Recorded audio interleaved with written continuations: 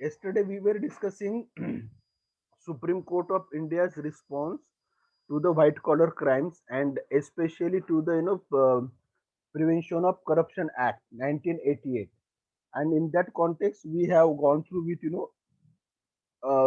so many important case laws that how the Prevention of Corruption Act is working in India and what is its scopes. So how the public servant or employees are misusing their power for this kind of white collar crime. So the next question what is here is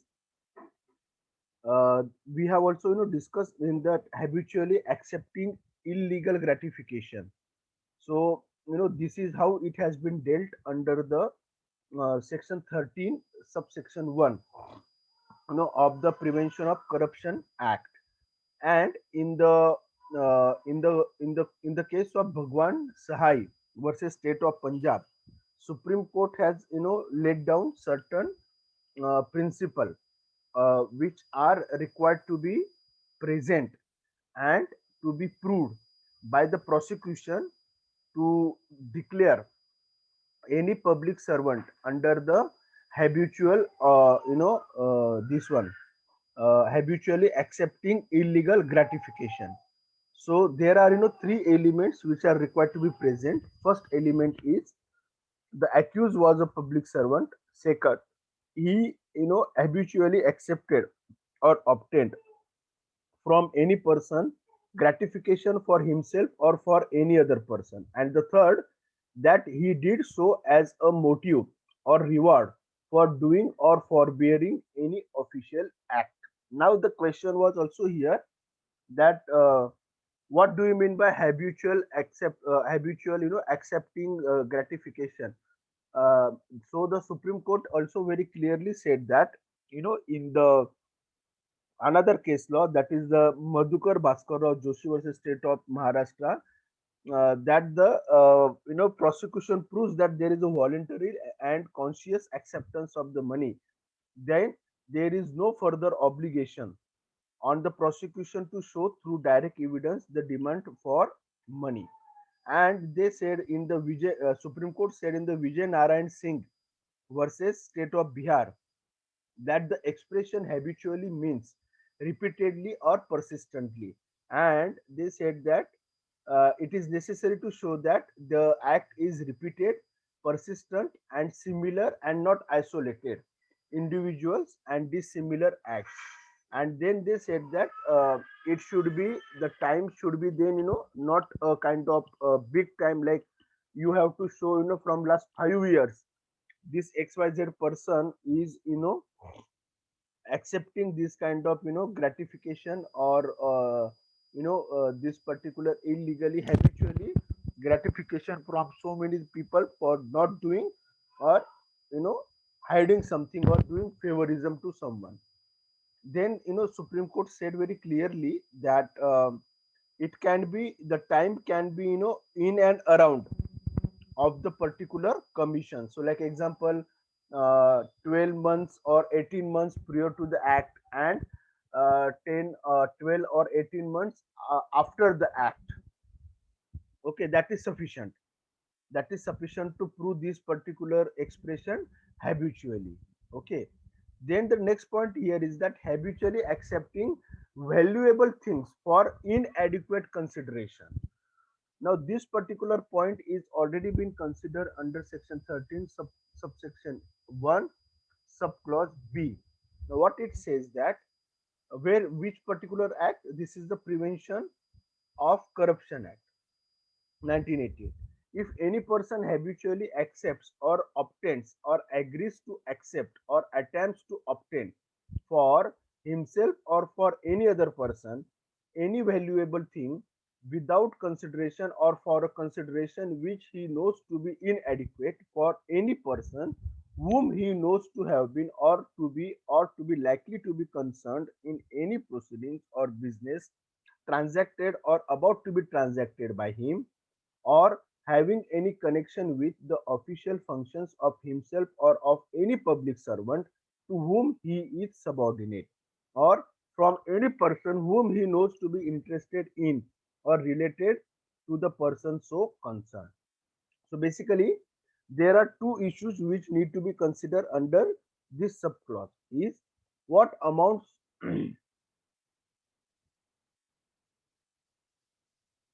is what amounts to a valuable things without consideration, and whether receiving such objects from his subordinates are excluded from the purview of this subclause.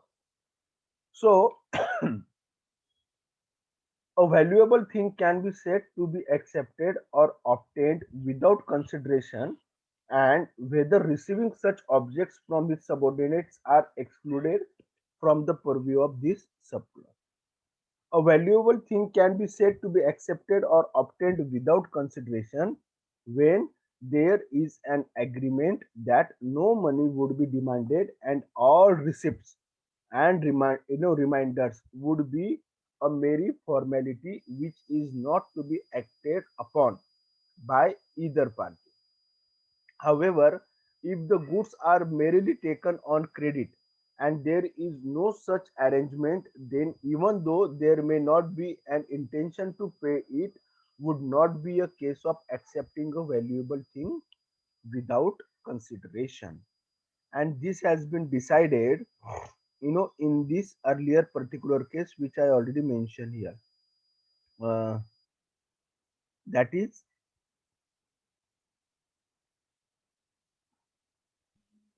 Vijay Narayan Singh yes, versus yes, that is the Vijayanarayan.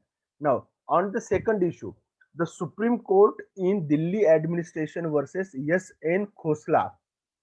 Okay, the second issue has held that this subsection includes within its fold not only outsiders who are likely to be concerned in any proceedings or business transacted or about to be transacted by the public officer, but also any subordinate or any other person who is connected with the official functions of the public servant.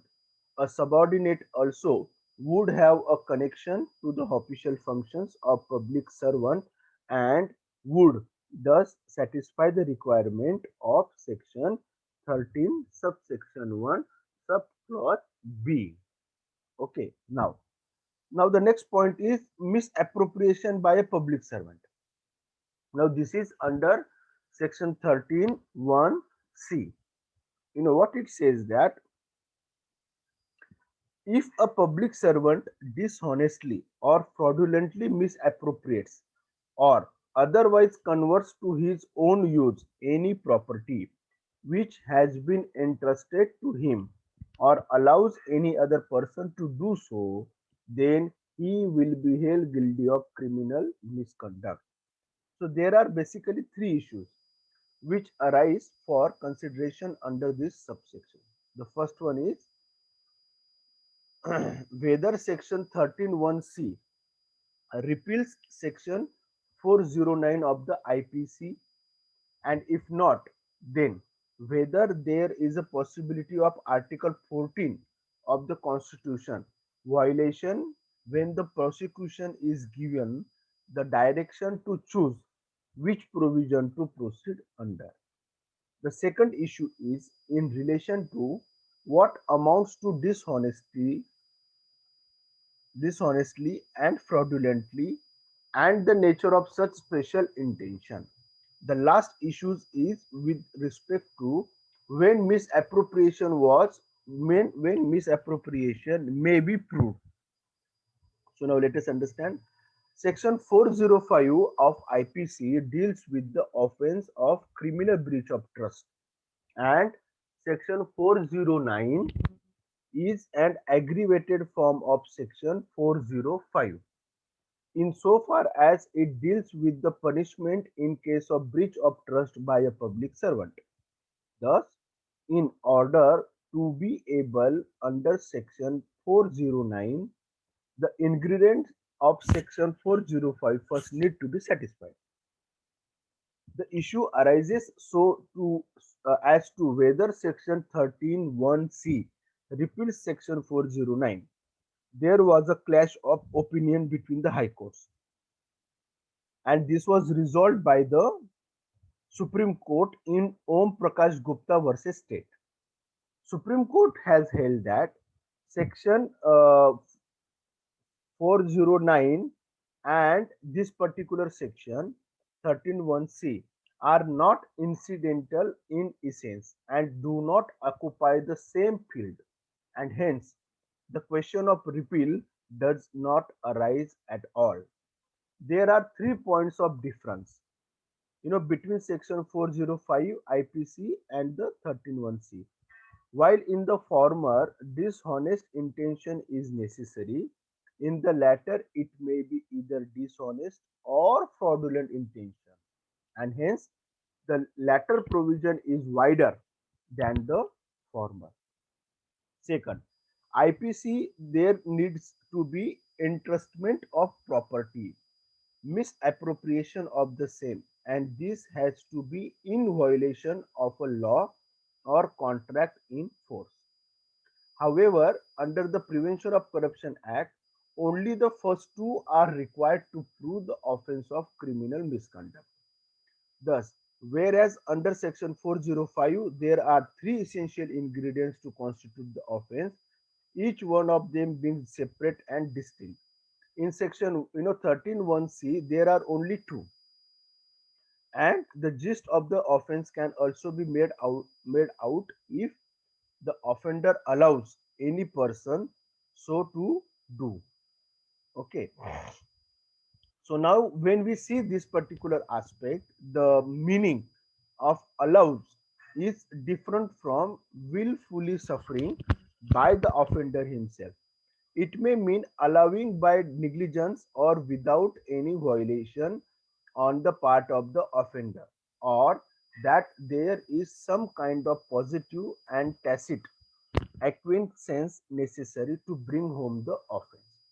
In the IPC, on the other hand, willfully suffering a person to do a certain things is contemplated. Supreme Court held that allowing is of wider import than willfully suffering. Willfully presupposes a conscious action, while even by negligence one can allow another to do a thing. On the basis of these observations, the court held that a new offence is created under the Prevention of Corruption Act and there is no repeal of the provision under the IPC. So, in the state of Madhya Pradesh versus Vireshwar Rao, Agnihotri, it was held that since the two offences are not identical, it is possible to convict an accused under section 409 while acquitting him for offences under 131C at the same time. However, if he has been acquitted for offences under section 13, then a fresh suit cannot be brought against him for offences under section 409. So the next issue which needs to be considered is whether the accused public servant can be prosecuted under both the enactments. So the General Clauses Act under section 26 contemplates that when an act or omission constitute an offense under two or more enactments, then he shall be liable to be prosecuted and punished under only one of these and not for all. So in the Amarendra Nath Roy versus the state, the court held that the prosecutor has a choice to decide which of the two enactments to proceed under. When the held that the prosecutor has a choice to decide which of the two enactment to proceed under when the act or omission falls under both enactments. So the court held that it is only when the prosecution decides to process under the Prevention of Corruption Act does the question of sanction arises and not otherwise. It was further held that there is no discrimination as there is an implied basis of classification present insofar as those public servants alleged or suspected to be corrupt, who cannot be brought within the law by available evidence and who can only be brought justice by certain rules of presumption, are intended to be prosecuted under this enactment. However, in Bashir ul Haq versus State of West Bengal, it was held that the requirements of obtaining a sanction cannot be overcome by charging a person of an offense to which sanction does not apply, and later convicting him of an offense which requires sanction for prosecution, on the ground that the latter is a minor lesser offense than the former. This would amount to circumventing the process of law. The maximum punishment which can be imposed under the Prevention of Corruption Act is 7 years, while that under the IPC it is 10 years. This can be justified on the ground that in the former presumptions aid the court in arriving at the guilt of the accused, while in the latter there are no such presumptions and the prosecution discharges the entire burden of proving breach of trust by the public servant. Furthermore, the elements which need to be proved under the latter are greater than the former, justifying a harsher punishment. The prosecution has to take into account the gravity of the offense committed, and if the penalty under the Prevention of Corruption would be insufficient, then the case will proceed under the IPC. So the question which we ask whether whether it will be a violation of Article 14, that is equality. So here is no question of equality that comes under, and based upon the gravity of the offense, prosecution is having alternate option whether they want to proceed under the Prevention of Corruption Act, or whether they want to proceed it under the Indian Penal Code, and accordingly they will proceed further, and court will not disallow them while proceeding these things. So section 24 of the IPC defines when an act is said to be done dishonestly. It has to be done dishonestly when it is done with an intention to cause wrongful gain to one person and wrongful loss to another. On the other hand, an act is done fraudulently as per section 25 of the CPC when it is done with an intention to defraud another. The difference between the act done dishonestly and done fraudulently is that if there is an intention by the deceit, practiced act willfully exposes anyone to dishonestly. But even in the absence of such an intention, if the deceitful act willfully exposes surrounding the risk of loss, there is fraud. It has also been held that the facts and circumstances surrounding the alleged misappropriation and conversion for own use need to be considered by the court. It was held that at times mistakes may be committed and at times the same may be bona fide and not dishonest or fraudulent. On the last issue, when misappropriation is said to take place, it has been held that criminal misappropriation is said to be take place when certain goods are received and there is a duty to account for the same, but this is not done by the public servant. Then the onus lies on him to explain the loss as such information is within his special knowledge. If the accused gives false information, then this will be considered against him at the time of judgment. The court also held that the manner of misappropriation need not be proved, but rather it is intention which is important and needs to be proved. Clear? So now we have understood how these things are, moving ahead. Now let us understand another point. Obtaining valuable things by, inappropriate means. That is now section D. 13(1)(d). Now what it says that valuable things or pecuniary advantages by a public servant for himself or another by corrupt or illegal means, or by abusing his position as a public servant, or without public interest and offense. The pecuniary advantage so obtained for the purpose of this provision is not confined to cash only. The issues which arises for consideration under the present subclause includes following. First, how this is how this is provision different from section 7. Second, whether dishonest intention is necessary when there is an abuse of position. And last, whether such act needs to be done in the discharge of his duty.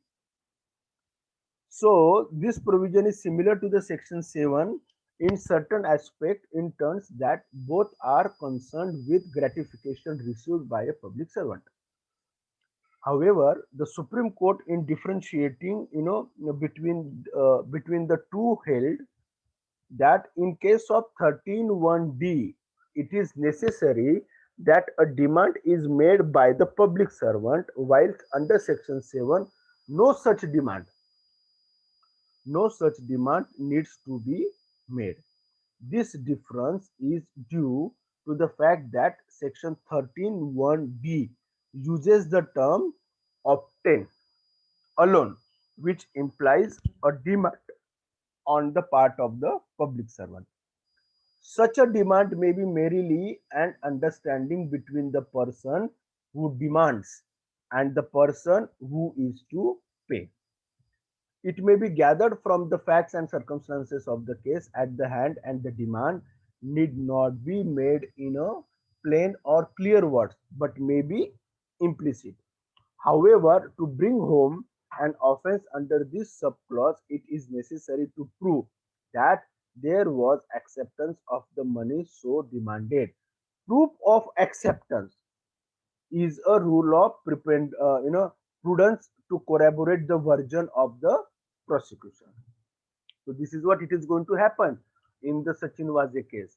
The moment the CBI is going to prove that Sachin Waze has received that much amount from someone, or from any of the restaurant owner, then automatically it is the proof of acceptance, is a rule of prudence to corroborate, saying that he demanded the this particular money from the bar, restaurant and restaurant owner in Mumbai. Okay, तो ये अपने आप में prove हो जाता है.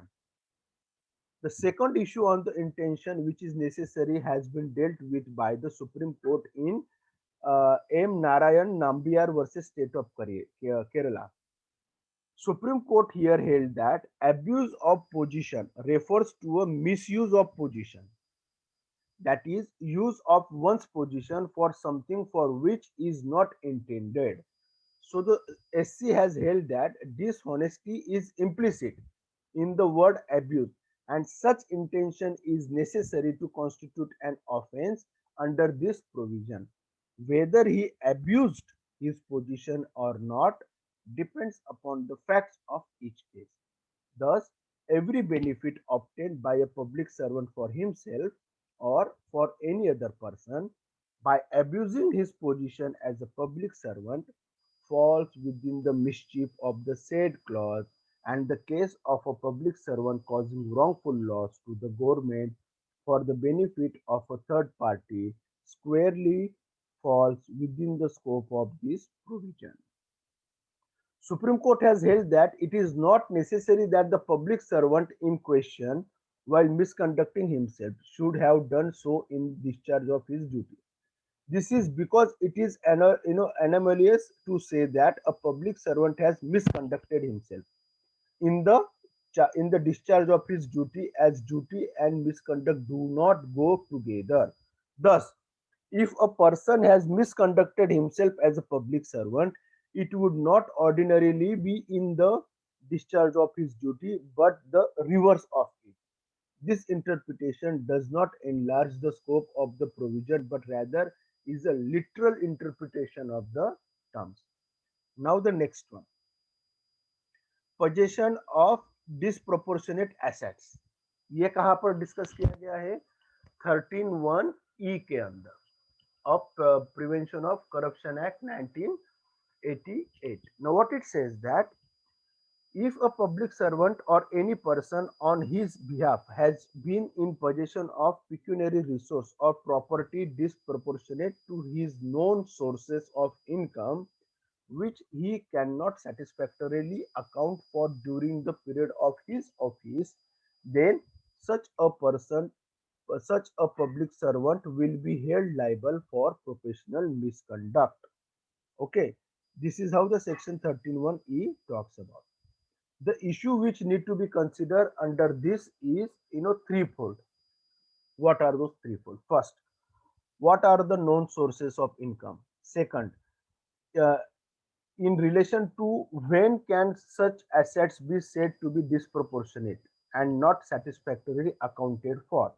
And the third one is, the burden on the prosecution. Okay, so let's understand all these three questions answer. 13(1) stipulates that known sources of income refers to the means of income received from any lawful source and which has been intimated as per the rules and the laws applicable to public servants. However, the question arises as to whom do such sources of income have to be known to. So the Supreme Court in the Hindustan Petroleum Corporation Limited versus Sarvesh Berry has held that the expression known sources of income is related to the sources known to the authorities in the course of their investigations and not the accused. This is due to the fact that how the assets were acquired and from what source of income is within the special knowledge of the accused, and the prosecution cannot be expected to know the same, and hence those which are within the knowledge of the prosecutions are taken into account for the purpose of understanding the meaning of the term known sources of income. Now the second issue. Second issue, answered by Supreme Court in the state of Maharashtra versus Purnonji uh, Dara, Daras,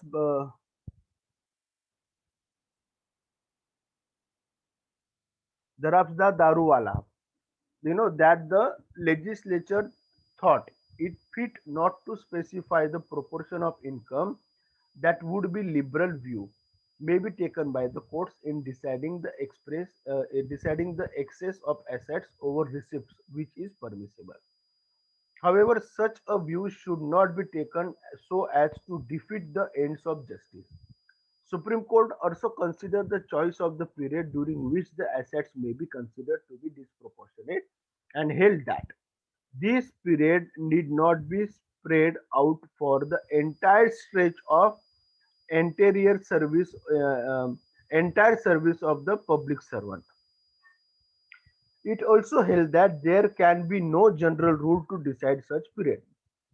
The only guideline given by the Supreme Court on this point is that the period should be such as to enable a true and comprehensive picture of the known sources of income which are alleged to be so disproportionate.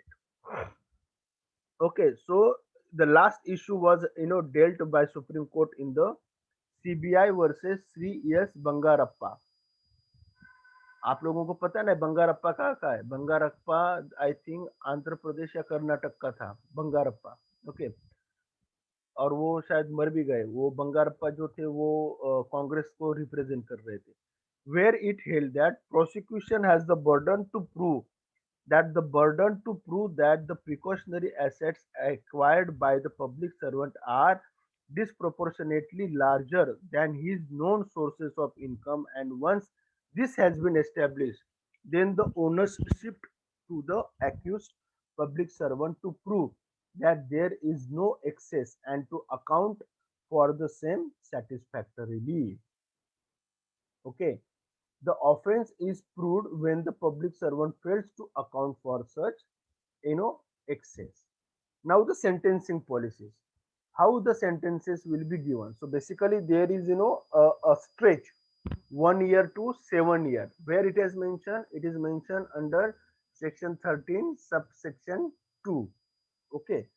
What it says that it imposed when the accused has been found guilty of criminal misconduct under section 13(1). And if court is having discretion to impose punishment less than 1 year after recording special reasons for the same. However, legislator thought it fit to exclude such direction as it was being overused and the high standing of accused was being considered as an adequate ground to reduce the sentence of the accused to lesser than 1 year. This should not be a ground for reducing the sentence of the accused as public servants have been entrusted with the duties which ought to be discharged in the interest of public and not in such a manner as to suit their own interest. In fact, the higher the authority, the greater his influence, and hence he should not be treated leniently due to the position and standing that he occupies. Thus, um,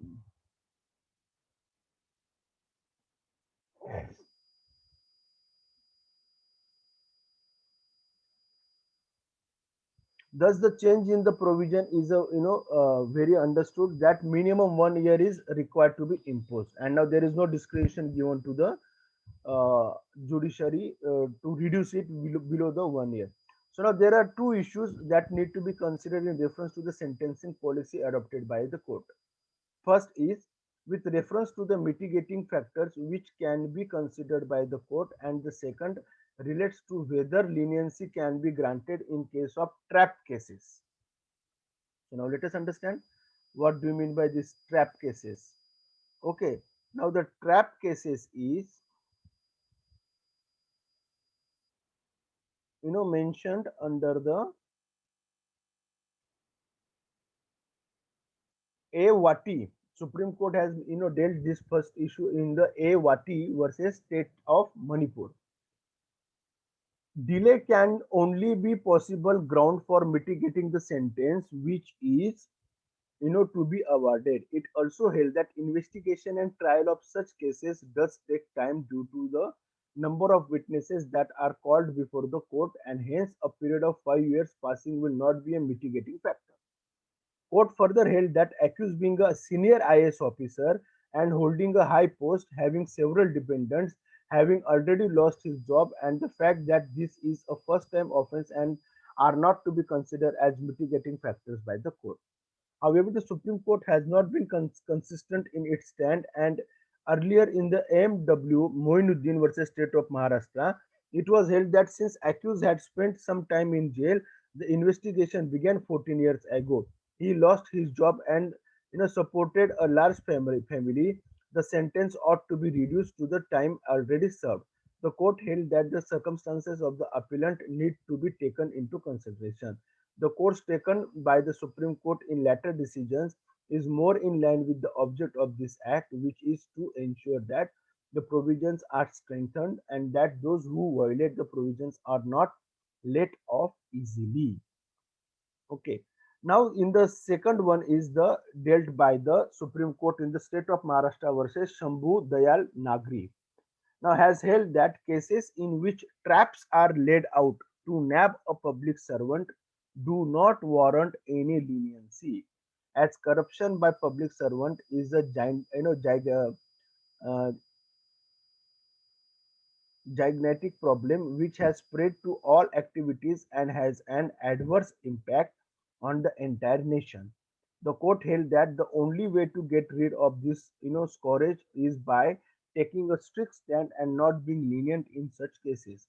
It has been held by the court that there is no scope for leniency under the act, and the minimum of 1 year imprisonment as prescribed by section 13(2) needs to be awarded. So now we'll stop here and then we'll move to the next point, how the Supreme Court has responded to the other provisions where the public servants are involved. Now everyone please switch on your video. I'm going to take attendance.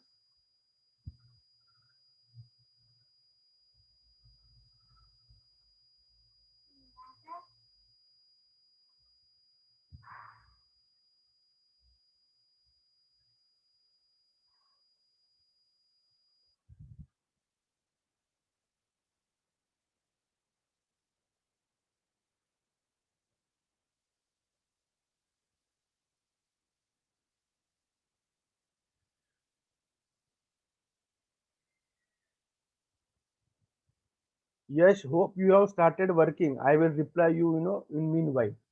Don't wait for my mail. Okay. What we discussed in yesterday's class, please start working on your project. Okay. Everyone, please start working on your project. We want to finish it as early as possible so you people can, give some more time for your dissertation. Okay.